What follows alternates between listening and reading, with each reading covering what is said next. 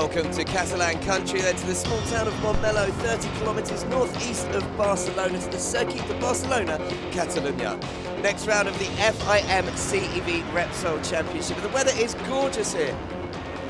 30 degrees and the sun is out. Track temperatures will be reaching 50 degrees later, and you can still hear the echo of MotoGP bikes as they were here just a week ago for the Circuit de Barcelona round. And it's an all-new format for 2015 in the FIM CEV Repsol. If you're not aware of it, it now incorporates the Moto3 Junior World Championship, the Moto2 European Championship, the Superbike European Championship. It's broadcast all over the world now as well, and we should be in for some amazing racing today from one of the most exciting and talked about series in existence. My name is Luke Wilkins. Joining me is Harry Lloyd from MotoGP.com. And Harry, I think it's fair to say it, with 70% of the current crop of World Championship riders coming from the CEV at some point, this is the proving ground for the best young talent in the world, is it not? Yeah, certainly. I mean, it's almost easy to name riders who haven't raced in the Spanish Championship at this point. And it's not just an excellent opportunity for riders to develop, but also for teams. You know, we see a lot of the Moto3 teams especially have junior teams in this series to help them develop mechanics, bikes and the riders to then move through to the World Championship. Well, I think that's one of the key elements there. We talked about developing the best young talent that we see on display today. Some incredible young 14, 15 and 16-year-olds from around the world of racing. But as you said, there are rules in place for the Moto3 Junior World Championship that mean they can get up to 1,000 kilometres over a race weekend to develop the bike. And while the technical regulations are very similar, in fact identical to the Moto3 World Championship, there's no development freeze, is there?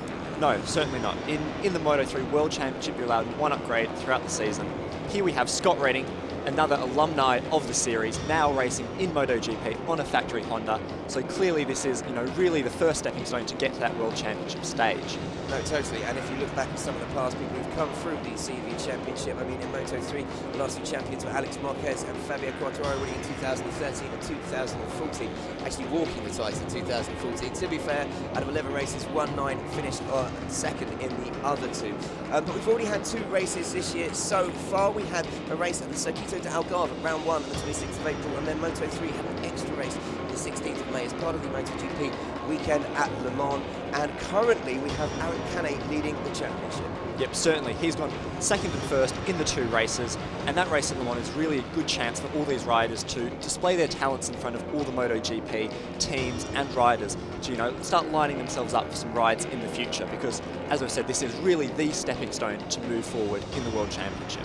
Totally, and Aaron Canet is in the junior team at Scuderia Galizia 0-0 bike, obviously teammates in the World Championship with Fabio Quartararo and Jorge Navarro, and you can get a glimpse there of Juan Mir. Now he is on the Leopard Carme racing machine, the same team as Danny Kent, who's currently leading the Moto3 World Championship standings, and he has the actual same engineer, I believe.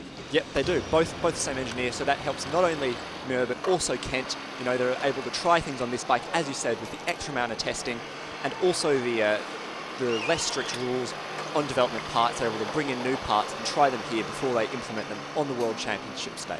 Well, as you said there, I touched earlier saying they get 1,000 kilometres a weekend in the CEV. If we take into account the 2 days of testing, practice day, 2 qualifying sessions, and then the race. With a normal race weekend, you'd expect about 250 kilometres, so you can see why they get a chance to develop the bikes. But Mir sits on pole, and as I mentioned, the way this works is they have 2 qualifying sessions on the Saturday, take the best time overall from those qualifying sessions, and Juan Mir sets a 1:51.058 to take pole position, which was actually quite impressively ahead of Aaron Canet, who leads the championship at the moment, as I mentioned. But Mir should be up at the top of the championship, but crashed out obviously at the last race in Le Mans. Yeah, unfortunately Le Mans had a pretty bad qualifying way down the grid, much like Danny Kent in the World Championship that same weekend. And then Mir had an excellent ride through the field, got to the front, and then just lost it.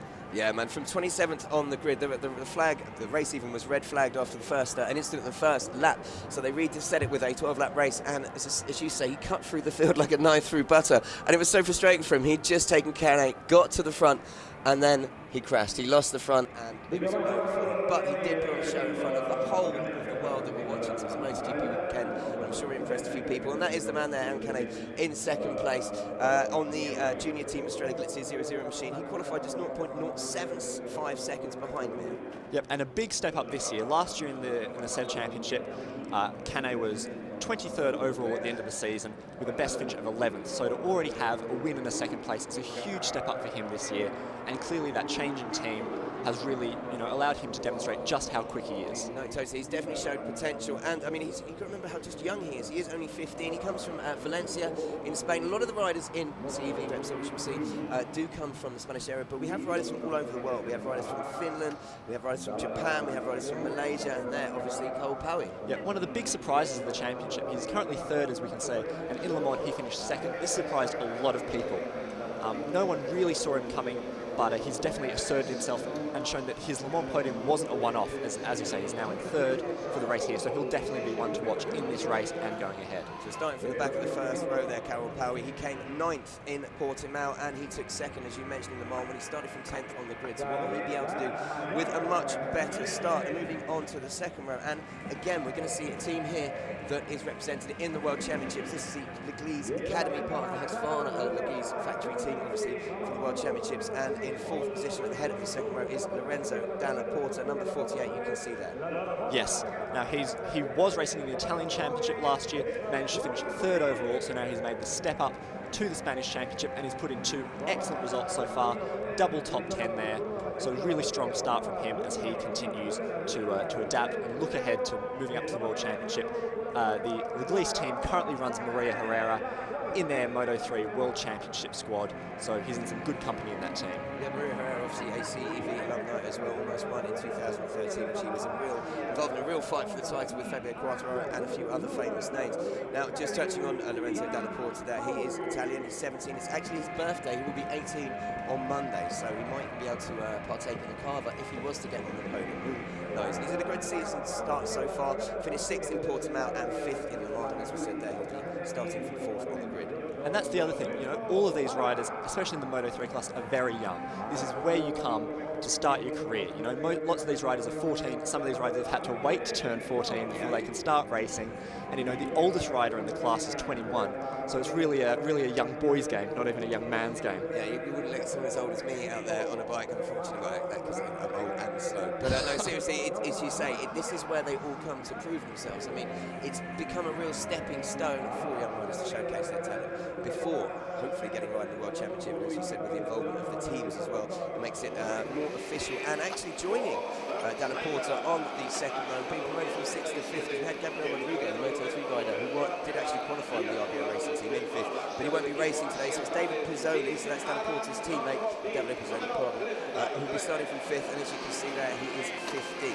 And this is another rider who last year was 29th in this championship with the best finish of 11th, but is already doing better than that and really asserting himself as one to watch for the future, because we did, as you said, with the likes of Quartararo, we had a lot of riders move out of this championship, so it's giving new riders a chance to show their skills at the front.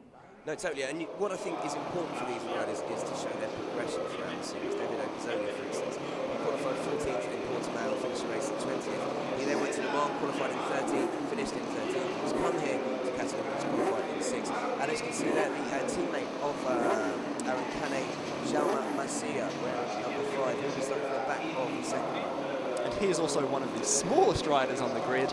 You would not be mistaken to think that he is racing in a pre-GP Cup, but no, he's here on the full Moto3 bike. He did race in Red Bull Rookies last year with a best finish of 7th, so he does have some pedigree and some experience, and now decided to focus on the CEV full time. Just 14 years of age. He hails from Valencia as well. A number of riders in this Moto3 paddock do hail from Valencia, and he crashed at the first lap at Le Mans. It was one of the riders who was in the incident, which obviously led to the red flag and scored no points, but he had finished 8th in Portimao. And there's Bo Benchne, the young Dutch rider for the Dutch racing team, number 18. Yep, another example of riders coming to Spain from different countries to try and really hone their skills. Ben Snyder's another rider who was in the Red Bull Rookies and is now focusing on this championship to really try and push his career ahead and to help encourage Dutch racing. Yeah, and Benchne actually still competing in the Red Bull Rookies this year, won the first 2 races at Jerez, and the product of the Dutch Academy, and he finished 4th first on that in Portimao, and actually stood on the podium in Le Mans, and he will be starting from 7th in front of the 3rd row. Everyone is the same in the opposition because of Gabriel racing. Lorenzo Petrarca there, 17, number 8, and he is from TMR competition team. Yep, he's on the KTM bike. As we said before, you see a lot of the same bikes you do in the World Championship here. The likes of KTM, Mahindra and Honda all using this as a chance to develop their bikes. So you see a lot of official KTM and Honda technicians here in the factory shirts, using this to collect some more data, try out some new parts, test a new fairing or two, and see how it all helps the bike. Well, as you mentioned as well, it's about easing the progress up from the riders into the World Championship. If they're already used to the machinery and the bike, it's one less thing for them to learn after they've learned the circuits. Right, and then moving on to the first of our Asia Talent Team riders, Adam Noureddin, who is now, I believe, 17. He recently had a birthday, and he is in 9th place. We started from the back of the second row.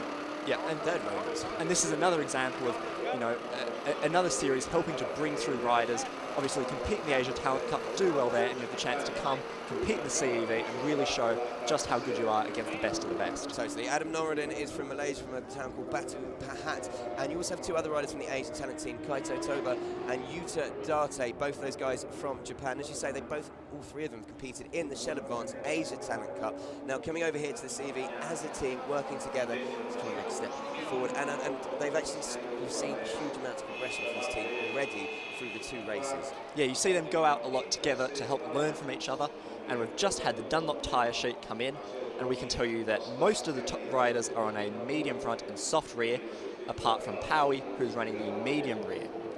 Ben Schneider as well is also gone with the medium rear, and towards the let's have a little bit. Yeah, that's fine. So that's all the tyres in.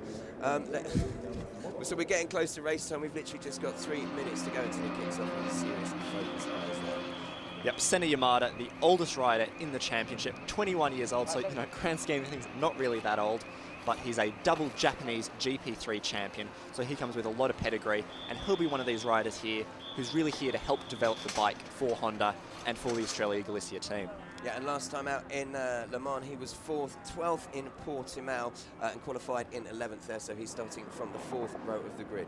Yep, so he'll definitely be one to watch, lots of experience. Another MotoGP rider who's come through the Spanish series, Alicia Spargro, Suzuki factory rider, also helps to run his own team, the RBA racing team. There he is walking into the RBA pit box. He has a team here and a team in the World Championship. So he's another one who's been able to benefit from this breeding ground. And what experience for the riders to be able to go to someone like Alicia Spargro and get advice. Obviously, he's a local resident as well. Just born in the town of Granollers, just around the corner. They used to hear the sound of motorbikes from the circuit when they were going to school. And he claimed pole position in the race, in the GP race here for Suzuki, their first one from 2010, just last weekend, before crashing out of the race.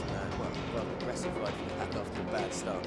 But Alicia Spargro here, as we said, to help his RBA team. Let's have a look at the grid. 1 minute on pole, as you mentioned, Aaron Canet in 2nd and Carol Parra 3rd. Yep, then Lorenzo Della Porta, Davide Pizzoli, Juan Macia. They can bring to 2nd row. Yeah, Kaito Toba there at the head of row 4, ahead of Senna Yamada, his compatriot Martin Van Haren for the KRP team. It's the team from the UK, Milton Keynes, believe it or not, in 12th. Yeah, and then one big name who had a bit of a tough time in qualifying, Niccolo Balega. He's down the grid a bit. He had a crash in qualifying 1, and unfortunately the temperatures rose significantly for qualifying 2, which made the track a bit slippery, so very few riders were able to improve that time.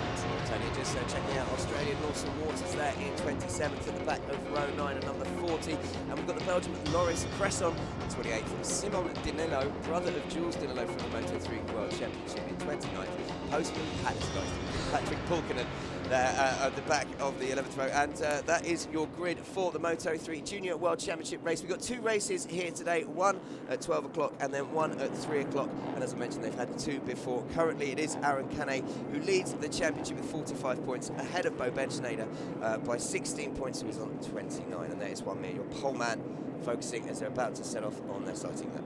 But yeah, the times from qualifying especially are very, very close, especially between Mir and Canet, barely 0.1 of a second splitting them, and then just behind it Della Porta and Powie also on very similar times, so it should be a really good classic Moto3 race, this huge peloton of riders that we're used to seeing. We have seen in the past, in the first race in Portimao, we did see Balega and Mir actually disappear in the front and open up a massive gap. Balega actually falling in a clash with Mir, managing to remount and only just missing out on 2nd position, which was, I think he lost 15 seconds, but still was that far ahead that he managed to claim 3rd just behind Canet, I should say, 2nd. So the guys setting off then for their warm-up lap.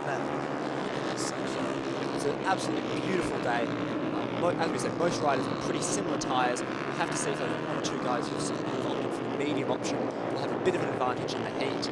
Tyre conservation will perhaps be a bit of an issue, but generally on the Moto3 bikes they're not quite as bad as on some of the bigger bikes. And as we can see, we have the turn 1-2 section, the first chicane, which is has been a site of some big moments, especially in MotoGP. As was mentioned earlier, Alicia Spargo did sadly go down after his aggressive ride in the race, and he touched Cal Crutchlow on the opening lap through that section. Cal Crutchlow was not too happy with that, so hopefully all these Moto3 riders are able to stay upright on that first lap, and we can have some really good close racing.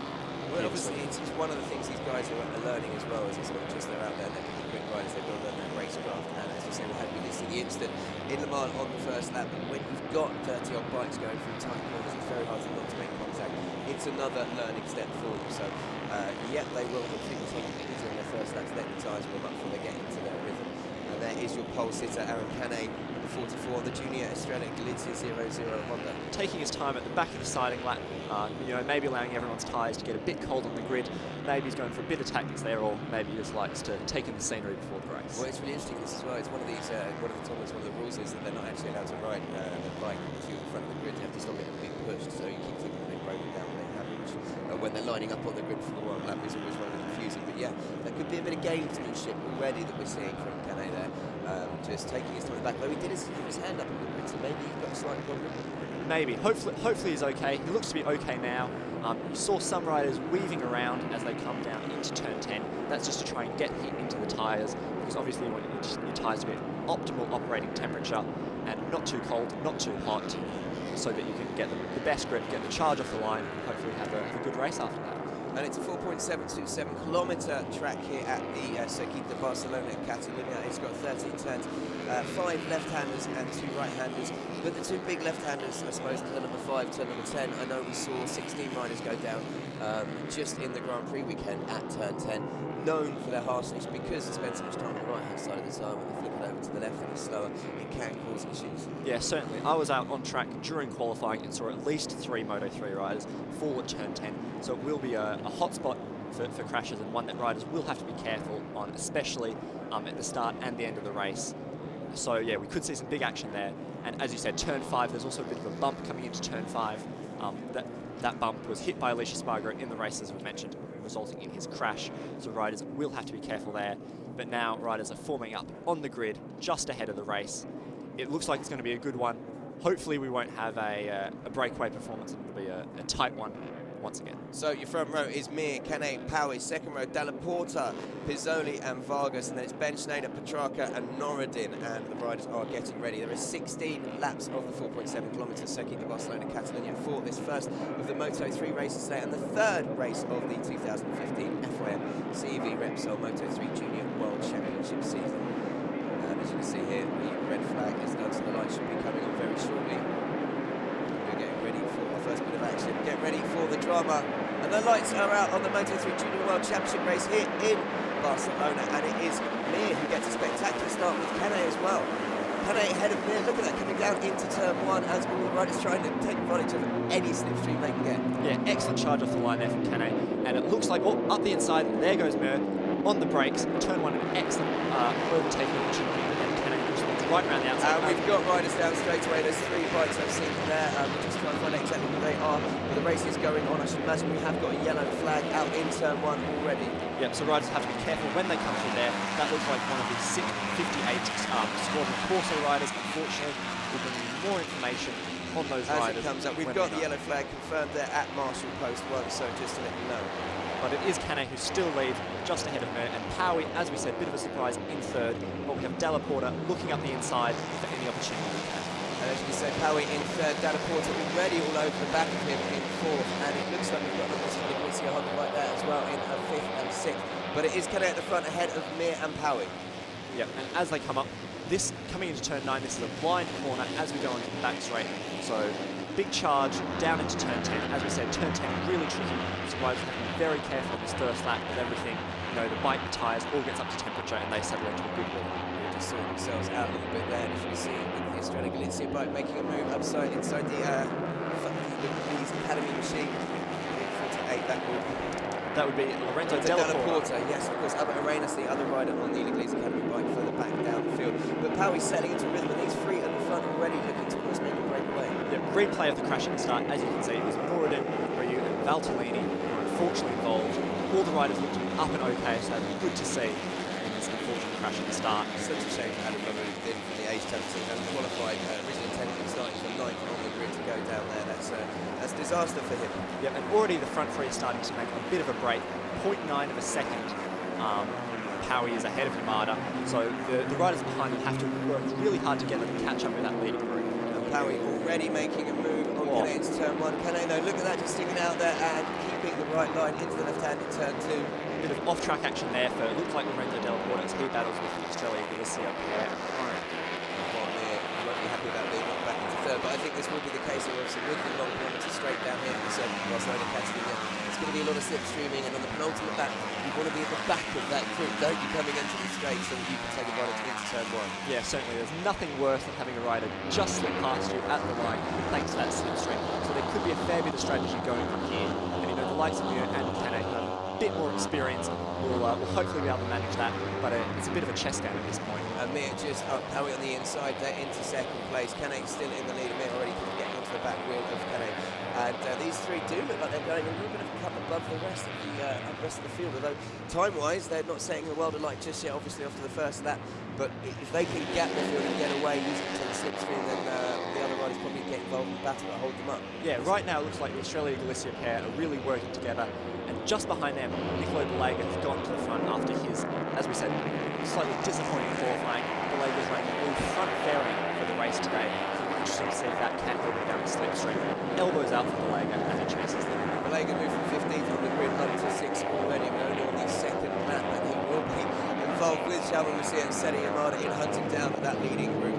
And a big group of riders behind Balega. You know, you have the likes of Ben Schneider there as well, so they'll all be looking to get there. Alberto Arenas there is down the field a bit. As we said, yet again another crash, unfortunately, and a yellow flag coming out at turn 4, so we'll have to see what that's about. Yeah, we'll find out exactly what that's about, but as you can see, 3 abreast here as the leaders come down into turn 1, and it's Kane who will lead into turn 1, ahead of Mir, with Power behind him, and then it is Jean Masia in 4th, Seti Yamada and Niccolo Balega is in 6th. Balega starting to get involved in the back of Seti Yamada. Yeah, and what the riders behind will hope is that these three in the front really start to fight with each other and slow each other down. As we can see, Marcia is already pretty much with them.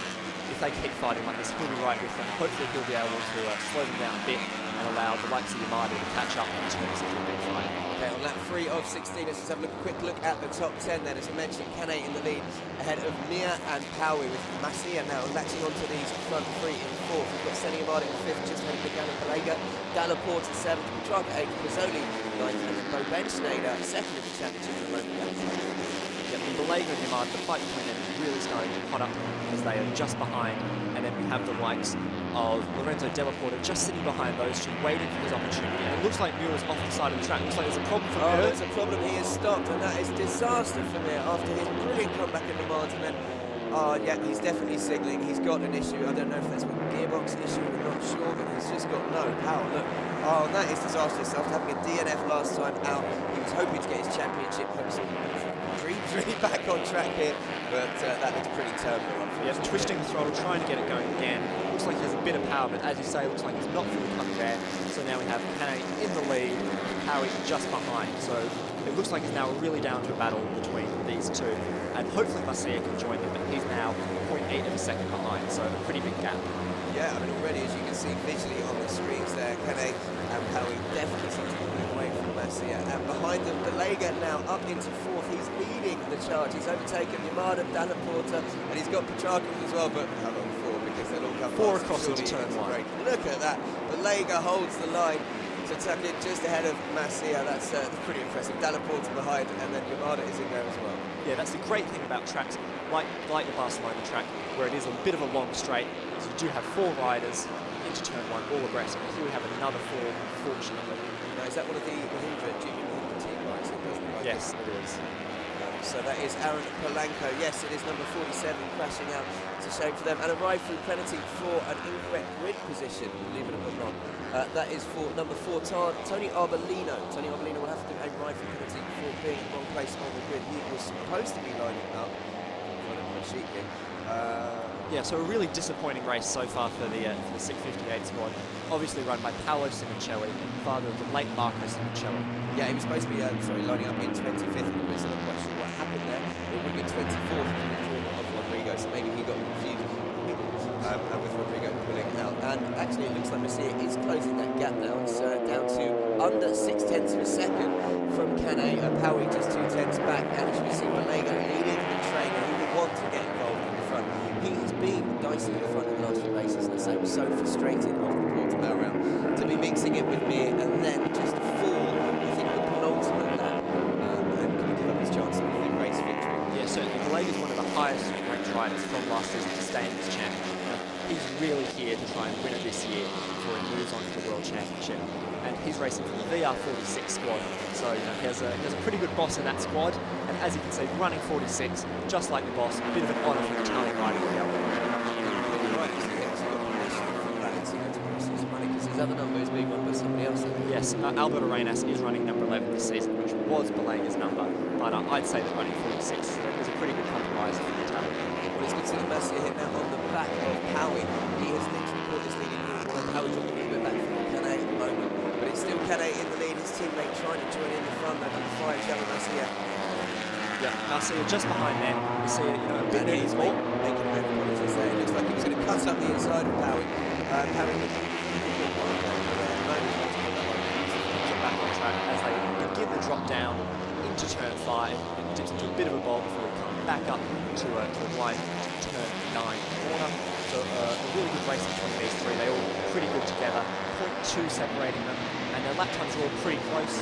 We had a CS at a 1:51.7 last lap. It was the fastest lap of that leading trio, but now he's pretty much stuck behind those two for the moment. And Balega 1.5 cents back. He's going to keep an eye on that gap because it does appear to be closing, and knowing the other Italian, that will be literally his. He's got the bit between his teeth, and he will want to get involved in the fight. And he's bringing with him Dalla Porta and Yamaha. And the move from Powie there into turn 10, really good move, hard on the brakes, and managed to just keep it there as Canet settles back into second. So Powie taking the lead in this race. I mean, that's pretty much briefly led earlier, but it looks like he's going to try and make a break at the front now. When he was behind Canet, it appears to look like in some sections he was a lot quicker, in other sections he seems to be losing a lot of time. So it'll be interesting to see if he can make a gap in the front and pull away. And this section of turn 12 and turn 13 is really important, especially for the Moto3 bikes that have to carry so much corner speed, because it's really important to get a good drive onto the straight. And here we have Canet, perfect example of the slipstream, just trying to get past Powie, maybe coming out a bit too early, but then we have Messier just coming in beside both. And there's confirmation of race direction right at number 4. That is Tony Arbolino, right from penalty for a correct position. Position, which is Tony Arbolino. Number 29 there as well. That's Juanjo Nunez there from the Talavera de la Reina. He'll get a junior team. Finished 23rd. It's now 25th. And here we see Arbolino in 14th, battling maximum tackler for 13th, so he's in the points to this right from penalty. A real disaster for him, as he's going to have to go 60 k's all along the straight. As I said here, the straight's over 1k long, so it's going to be a big hit. Yeah, that will pretty much effectively any warning shots we have for this week. Absolutely spectacular. But as you can say here, as we join right at number 29. Yep, number 31, Udadade. He was second in the Asian Talent Cup with 2 wins, and his teammates too. Kaito Toba, who won the Asian Talent Cup last year. So both those riders getting a chance to really move up to the first world stage in this junior championship. And as we can see there, it looks like Balega is gaining on these leading three as they start to dice it up a bit. They are definitely being swallowed up by the pack and bringing it back in Powie there. You can see he's coming up the inside of Messier through second. Canet still in the lead, but Balega's reduced that gap. Well, it was a second, just under a second last time. I think it's a lot less than now. And definitely is looking like he's going to join in the battle for the podium. And as I said, he has brought with him Dalla Porta, Imada and Alberto Arenas as well. Yeah, that's the other big thing in Moto3 is that riders will settle behind the rider because they're just happy to get a tow along, hitch their wagon to the train and get brought up to the front. And now we have 6 riders fighting for the lead. As Canet zooms down in the front straight, he has a half-second lead over Powie. So at a half-second, that's about when the slipstream starts to lose its effect so much. And watch Balega on Messier here. He might make a move into turn 1, and the Italian does. Look at that under braking. It's lovely passing. Excellent. Here again, we have have Arbolino. He'll have to come in soon, otherwise it'll be a black flag for him. So hopefully he'll come in this next lap, or the race will be completely over and there'll be no chance. Yeah, he actually spots the rifle penalty, because obviously no ship-to-shore radio on this, and if he doesn't, then unfortunately, as you said, he will be black flag. He's just behind Date there, he's running around in 13th, young fatality rider, and Date is currently 16th, he's 18th, in quarter and 20th. This will be his best finish of his career. Yeah, and now that you see Masia drop back to 4th as Balega gets up with him, and it'll be interesting to see if Balega can catch up with Kane and Howie just ahead. As the gaps are starting to increase, but Balega's lap is the low 152s, whereas both Howie and Kane are in the mid to high 152s. So he's got the pace at this point. Have seen He's the quickest runner on track, and that last lap was actually Sonny Yamano in 151.962. So I think we can say that no one's going to be pulling away in this group. That's often the case, as you said, when you have a long straight like you do here at the circuit of Barcelona-Catalunya, over in Barcelona, because of the slipstreaming effect and because of the self-abilities going to 12 and 13. But Balega definitely hunting down Howie now in 2nd place, and Masia there in 4th, ahead of Dalla Porta in 5th, and Yamada in 6th.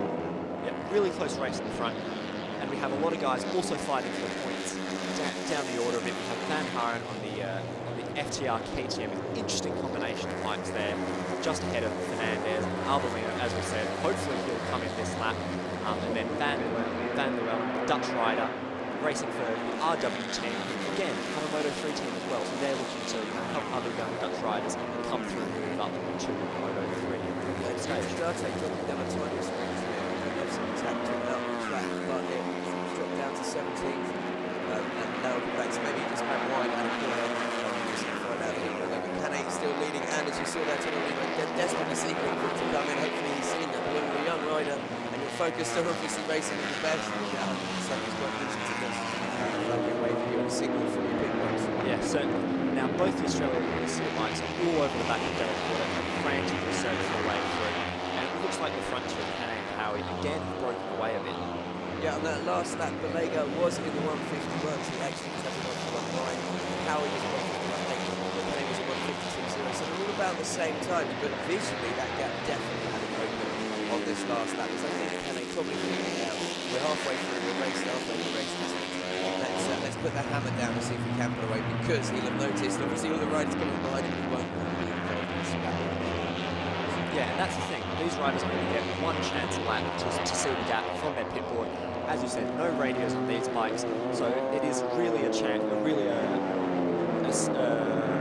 chance of, can I make this break, or do I have to just settle and battle for these riders behind me?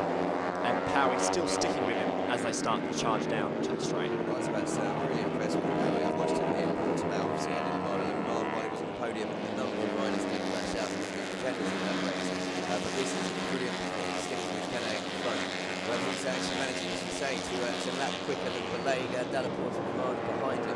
But the quickest rider on that last lap was indeed something that was Powie, but it was 151.9. In fact, Yamada just picked him on lap time, but Powie, again, you can't write him off, and it looks like he might be making the next turn one. It looks like a big moment there for Balega, who had to sit up coming down the straight. He's now dropped a fair bit back, as it is Masia who takes the lead of that following group. Jama Masia into third, that's Senna Yamada. You mentioned Balega running a new front fairing. Yes, new front fairing. It looks like the bubble on that fairing is much bigger.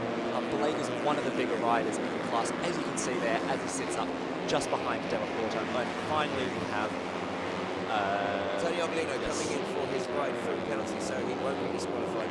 But I'm guessing that the actual time it will take for Arbolino to do the penalty will be, as I say, any chance of him. Yes, he's already dropped down the order from fighting for points down to 22nd and behind the likes of Loris Crescent. So a disappointing end for him after a strong start, but it's Kane who still leads at the front ahead of Howie. These two are really going to be dicing it out. The gap behind is now opened up to over a second again, 1.3 seconds almost. As we get to the second half of this race, Arbolino leading the pits way down the order, unfortunately. So just to recap then, as we are in the second race now, we've got Kane in the lead from Howie, and then Yamada is in second further back. Dalla Porta in fourth, Balega in fifth after his mistake, Jama Masia in sixth, Albert Arena seventh, Ben Schneider eighth, he's making his way through the field actually after a bad start. Dragonite and Pizzoli in 10th for the national top 10 at the moment, but it is Kane and Powie at the front, and these two, well, it looks like Powie's going to make a move here, or just decide against it. Yeah, it's tricky coming into that final corner. You know, we've seen in 2009 that Rossi put that move on Lorenzo, and maybe some of these riders are a bit inspired by that, but clearly that's one that we'll have to wait till the last lap. Here we see 4 riders all in the slipstream trying to get past each other, and I think it'll be a bit of a blast on the brakes into turn 1 as Belega gets to the front again, and he's going to have to again try and close down this gap. He had closed down and forced it back over. So Belega does indeed move into third place. I believe he can be taking it, and the gap across the line was 2 seconds. We'll see if he can start closing that down. On Powie in second, and a Senna Yamada, great ride from him as well, with his team this order. Yeah, certainly. You know, Yamada managed to get 4th in the one, so a really good result, and back that up after a bit of a disappointing race in Portugal, and then finished in 12th for Yamada. And that Australia Iglesia team, they're one of the more prestigious teams, obviously, with their wins in the Moto3 Championship, with Fabio Quartararo and Paul Navarro, 2 former CUV riders who both battled in the championship last year. Yeah, we get that, as you say, Quartararo was battling out, winning the run-up in the 2014 Repsol Moto3 Championship. So we can see where the talent goes, and these riders know this is a shot window for them to impress the teams in World Championship. Yeah, it's that delicate balance of getting as much track as you can, and then going just that, you know, just those couple of inches too far, and then it's all over as the Astro. And Powie looking up the inside, and they manage to just close the door on him as they exit turn 10. It's very interesting looking at Canal Powie running very different lines through there, as I say, and he looked like he was going to get a chance to sneak up the inside, but it didn't quite come off. Belega still leading that charging second group with Masia, Dana Porter, Yamada. We've also got Arenas getting involved in that now. He was a little bit further back, so he's in 7th place. He's at 2 on seconds of leader. Yeah, and even Ben Snyder's at the back of that group. You know, any of that chasing group with the slipstream could still be in contention for the podium. Depending on what Belega put in front, it could still be in contention for the win as they join the train. Just as I say that, Masia takes the lead, and then it's one of the least bikes that goes through on the brakes. And it's typically, isn't it, that this group in the second chasing group will be much better off just sending it from room to hunt down front two, but being the case there, yes. They want to fight for every position. Yeah. And it was Dana Porter who has indeed moved up to say into 3rd place. And Kane having a look at the inside of Powie there, but deciding against him. And that's the other thing we sometimes see in Moto3s. We've had Kane lead a fair bit. Maybe he said, okay, now it's time to let Powie lead, see where he's weak, see where he's strong, and try and figure out what could happen on the last lap. And that's exactly right, because it's all about tactics. We've seen if anything, Kenny Kennedy can be a great example of the race here just a week ago where he knew he didn't want to be leading the last lap of the straight because he was swallowed up by 6 riders coming into turn 1, so he sat back in the group, made sure he was 3rd by the time he got his turn 1, made his move, made his break on the last lap. I think we've seen that from some riders today. They've been taking notes. Yes, certainly. And yeah, this does give a chance for the riders to watch the Moto3 racing from last weekend, learn some of their lines, then come here, test them out. You know, look at those legs flapping about as they break down into turn 10. Belega and the guys in that chasing pack now reduced the gap to almost under a second. Dana Porter is now, yes. So he's under a second from Kennedy, so they're definitely closing them. So it looks like we can get even a green pattern for the victory coming very shortly, which would be kind of typical of Moto3. Yeah, more or less. You know, Della Porta now in the lead of this group. It looks like that gap's starting to close a bit. We'll see what the times are when they come across the line. Belega just sitting there behind Della Porta, you know, maybe trying to follow and get a slipstream instead of him having to tow everyone. Belega really sitting up to try and get the best time he can down the straight. He's actually quite bench as you say, at the back of that group. If it does become a scrap, we know he likes to fight because anyone that races is, you know, on identical machinery. It's one of those series where you literally see the right takes on like that. in some series of the season, and once again, there's a big way of Penny taking Powie on the straight. Almost, but look at that. Kane taking a very wide sweeping line when Powie's much tighter line. Riders running off track to try and get the most they can. And you know, sometimes when it's 5 riders battling for one bit of time, you do kind of have to take a bit of a wider line, unfortunately. So hopefully the group stays consistent throughout the track. We have Belega just there, looking up the inside of Della Porta again. Belega really with his elbows out. As we mentioned, he's one of the bigger riders in this class. biggest rider just ahead of the smallest rider in Masia. So, you know, Masia will really be enjoying that big slipstream. That's the thing we should really take into account, which you guys there is a case of the fact that these guys are still growing. Yeah. 14, you know, some of them might end the season at 5'1", and they'll come back next year at 5'8". It can have a huge effect to the geometry of the bike, how you set up and how you ride it. So it does play a part in this. As you say, Balega, one of the taller riders in the paddock, and he's just settling in behind us, you know, behind him. And those guys are you can see visually closing now. In fact, Just a couple of bike lengths. Dalla Porta is just about to latch onto the rear wheel of Powie, and I think we're about to have an incredibly exciting last 5 laps of this junior Moto3 Junior World Championship race. Yeah, if I were bench rider, I'd be incredibly happy right now. You know, sit there and follow these riders and just wait for your chance to strike. And Arbolino there coming into the pits, looking like he's tiring after his life. It's a disappointment for the Italian. Yeah, but a big pat on the back there as he comes into the pits. Second race today, so we'll be able to try and cool again. And that's a good thing about having 2 races in a day. These Moto3 riders are able to go away, look at the data and see how they can change the setting to improve the race too. The disappointment then for Paolo Simocelli's team, the Sing58 squad, of course, in the 21st edition of Portimao, didn't start the Mons race at the DNF. But let's get back to the front where Cane is leading by just under 2/10 of a second with Powie. Dalla Porta, Balega, Masia, Yamada, Benson, and Reyes are really starting to get rather interested in the rear wheel of Powie.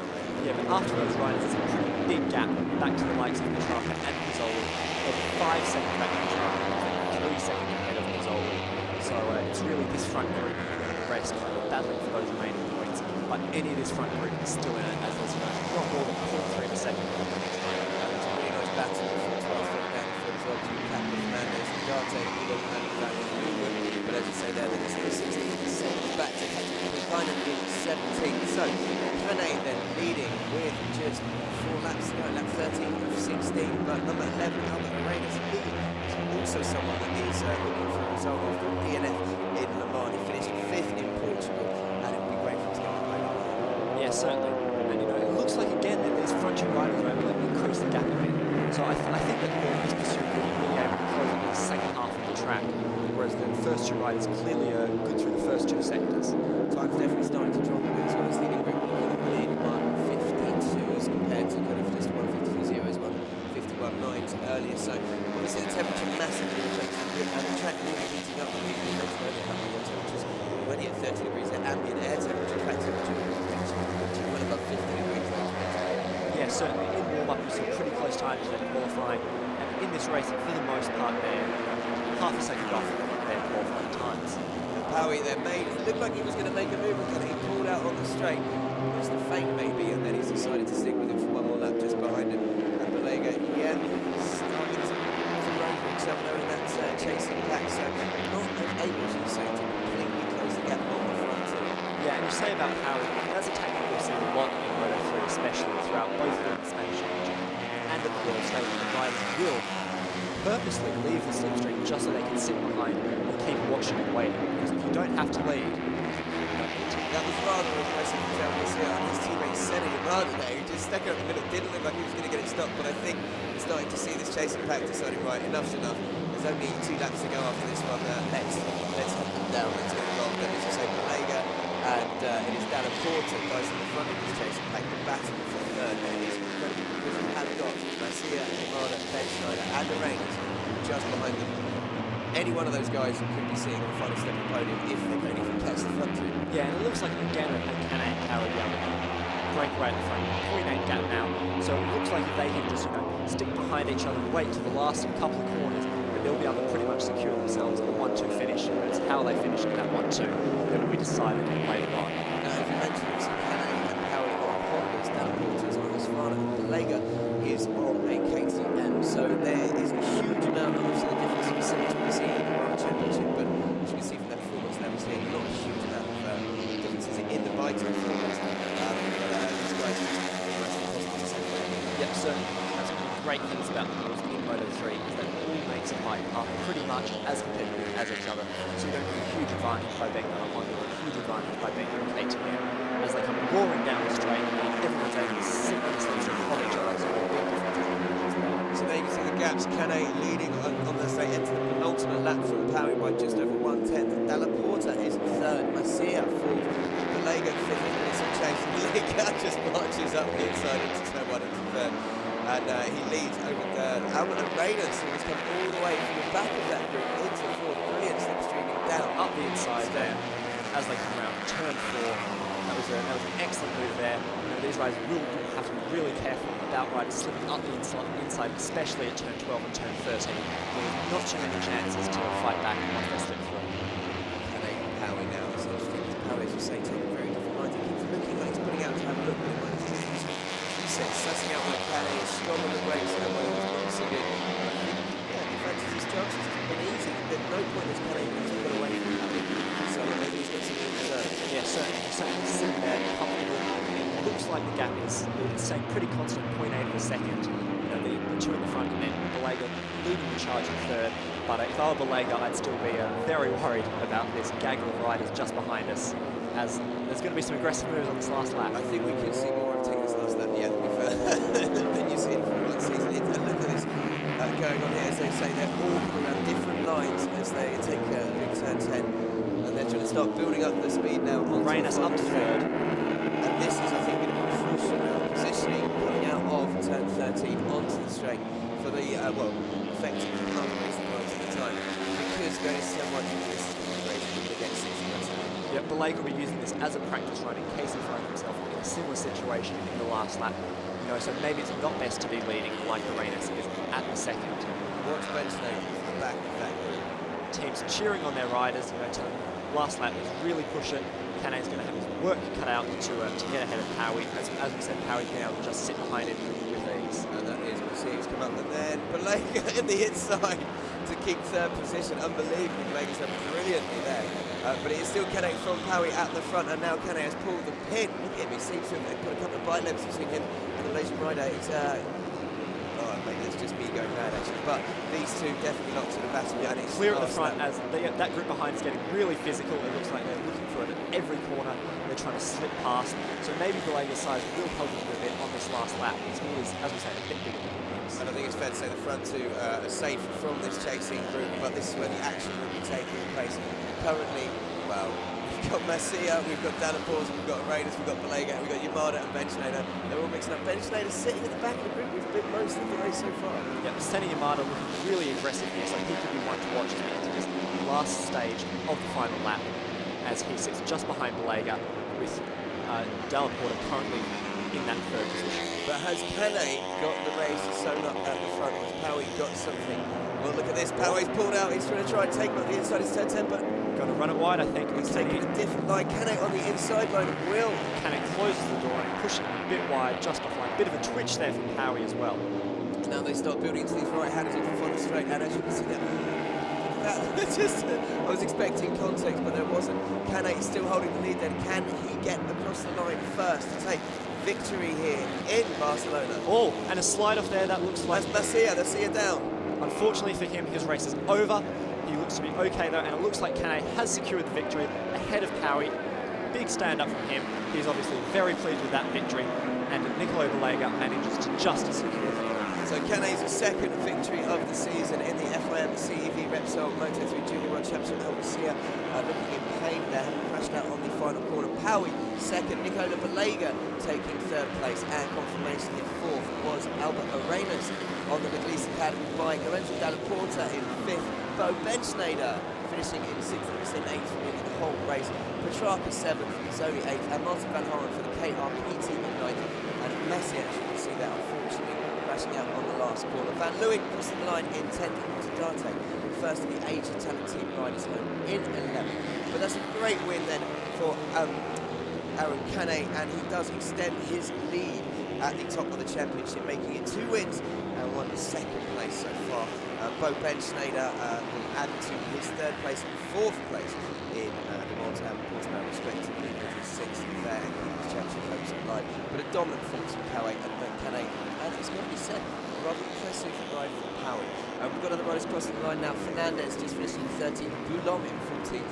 The Australian Waters has just crossed the line in 15th, and Patrick Portland, the Finnish rider, in 16th. 18th, with Simon Dinella improved dramatically from qualifying to finish in 17th and Carby in 18th. And there is Powell taking second place, his second podium of the season, second in a row after he took a second place in Le Mans. He'll be feeling very, very happy to show, as I said, great improvement to mixing it at the front on his Honda Team Asia. Also Dalla Porta, number 48 there, he's done very, very well. Got a a fifth, I should say, in Le Mans and a sixth in Portimao. So he's gone one better by going fifth here after Portimao. Ben Schneider, as I mentioned, he's in sixth. Nicola Balega on the KTM Sky Racing VR Team Academy rider, wearing number 46, given direct permission from Valentino to do it, pulling off a brilliant stand-up really there as well. Balega from his Montecchio in Italy, and he follows up his podium in Portimao with 6th place in Le Mans and 3rd place in Marcia. He must be devastated. Obviously crashing the last corner where he was in the hunt for podium. You can see he just seemed to lose the front. He slid out. And well, hopefully he'll be okay for the second race later on. That will be at 3 o'clock. So he's got time to recover if he needs to. Sorry, it's 3 o'clock. That is at 3 o'clock. That's right, the first time. So we'll have a little bit of time to recover. They'll see if they can get some repair work done on that bike. And just to confirm as well, we've got Nunez crossing the line in 19th. Not finishing, as you see there, Jaume Masia crashing, DNF for Yamada, Arbolino retiring, and Cresson as well, who didn't cross the line.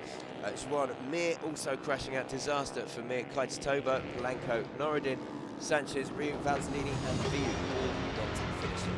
So Darte, the only HT team rider to cross the line in 11th. And let's have a look at the final results there. Confirmation that Aaron Canet, as mentioned there, took the race win by 0.083 seconds ahead of Nicolo Balega. Powie, with Nicolo Balega on the final step of the podium. Albert Arenas on the Fana led home his teammate Lorenzo Dalla Porta in 4th and 5th. Bo Benschneider on the Honda in 6th from Holland. Petrarca on the KTM in 7th. Pizzoli in 8th. And Martin van Horen in 9th. A good ride there for Martin van Horen, improving from 13th in qualifying. His best finish of the season after 14th in Le Mans and 11th in Portimao. Tony Arbolino, just to remind you, well, he retired from the race after being forced to serve a ride-through penalty for incorrect grid position lining up. Thomas van Leeuwen then rounds out the top 10 on the Calix KTM. Yuta Darte, as I mentioned, the only rider from the Asian Talent team to finish in 11th. And Maximilian Kapler on the FTR Honda in 12th. Fernandez 13th. Enzo Boulon was in 14th, the French rider, and Lawson Waters, Australian, 15th, Polkinen 16th, Danilo 17th, and Carpi 18th. So then, race 1, which is race 3 of 12 of the Moto3 Junior World Championship 2015. Race 1 is done and dusted. It's time to go down to Harry, who will be in Parc Ferme with your race winner, Aaron Canet, to get his reactions. The riders there, as you say, just gathering around their bikes.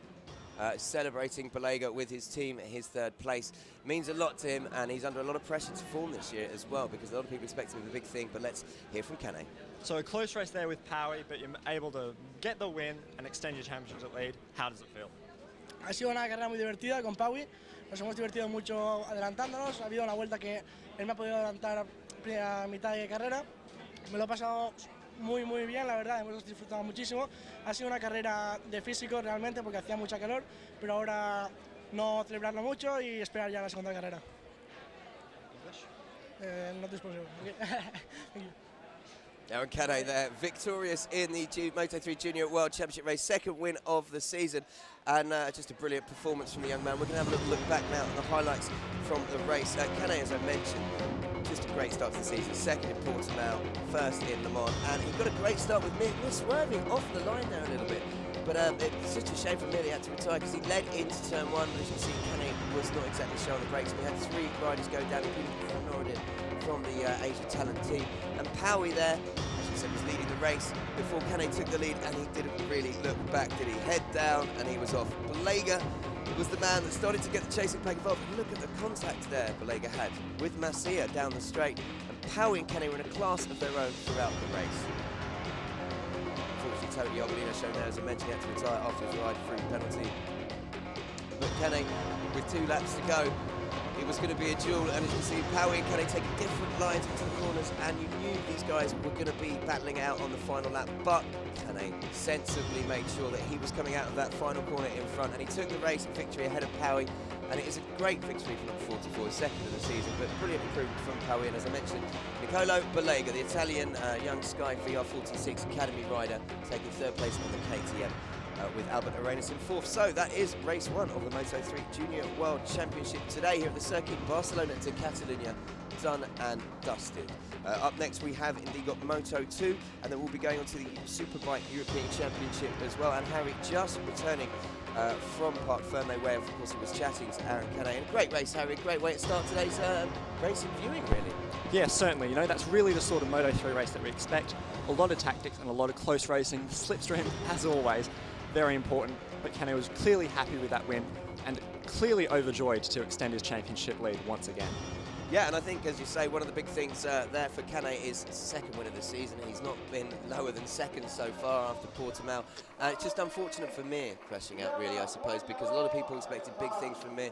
But let's cross over to the podium, as you can see there. Nicolo Balega taking the third step of the podium, and in second it is Kyril Paui. And that man there, your race winner, Aaron Canet, on the Junior Australia Galicia 00 Honda, second race winner of the season. Yeah, certainly with results like this, a bright future ahead for Canet. And unfortunately, no carver on the podium for these young riders.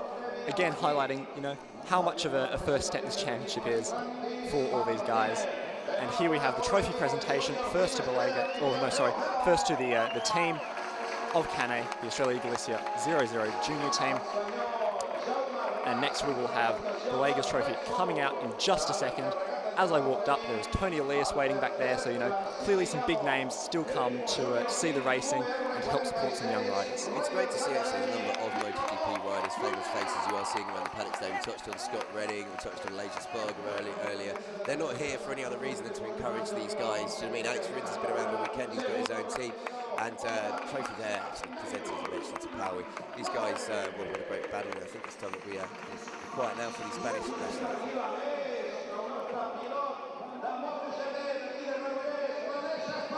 Oh, but there's a surprise, because look, Leija Spargo is coming out to present the trophy to Canet.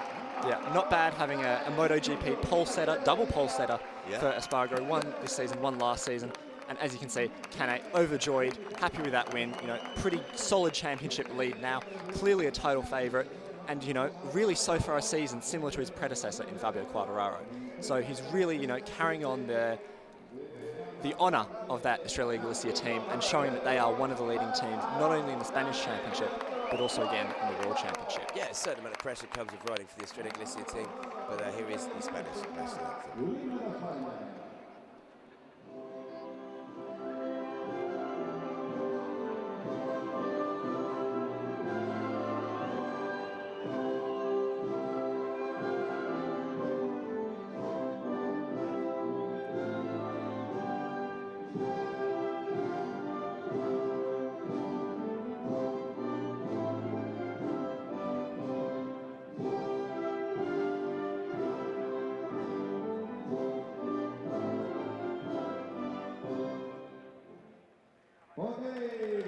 So there we go, Aaron Canet having the Spanish national anthem, the young rider from Valencia taking his second win of the Moto3 Junior World Championship season.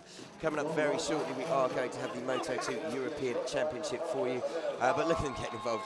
Spraying the fizzy lemonade, or fizzy water, I believe it is. Probably the most important thing to practice before moving up to the World Championship is your champagne spray. You know, really get that celebration down pat so that you can go up there and, you know, act like a pro. I quite like the idea of that, practicing spraying kind of fizzy water or champagne in the mirror, just in case you go ahead and win the races. But the little things that are really important in racing. Yeah, it truly is, actually. The guys there, they're just coming off the podium. So, as you can see, confirmation, Canet, Paui and Balega taking the podium for you there in your Moto3 Junior World Championship race. And we have another race at 3 o'clock later on this afternoon. But up next, it is Moto2 European Championship. Edgar Pons has been dominant so far throughout practice and qualifying. Will he be able to take the race win to add to his victory he took in Portimao? Yeah, really good showing from Edgar Pons so far this weekend, as we'll get to in a little bit, benefiting from a wild card. But first, the Moto3 standings. Yeah, Canet there extending his lead at the top then. He's got 70 points now. So after 3 races, 23-point lead over Paui, who moves into second. Balega moves up into third with 32 points. And Ben Schneider dropping down from second to fourth. Yeah, but Lorenzo Della Porta in fifth. And unfortunately, in sixth. You know, only that one race finish so far for the 25 points ahead of Alberto Arenas, Senna Yamato, and Stefano Valtellini, who we saw unfortunately crash at turn 1 on lap 1, and his teammate then unfortunately having to do a ride through and then pulling in just after that. But still, you know, top 10 for Stefano is a very good result. Just running through finally, Lorenzo Petrarca there, completing the top 10 in the championship standings. Martin van Haren, who's up to 11th in his points scoring finish today. David Sanchez 12th, Pizzoli 13th, and Jaume Masia, another rider who crashed out right on that final corner stay where it looked like he'd be battling for third. I mean, he's pretty much guaranteed 4th or 5th, but he was making moves to try and steal the last spot of the podium. That's your Moto3 standings. Yeah, and it's things like that that come with experience, you know, these guys. And now we have the Moto2 race coming up. The riders and teams are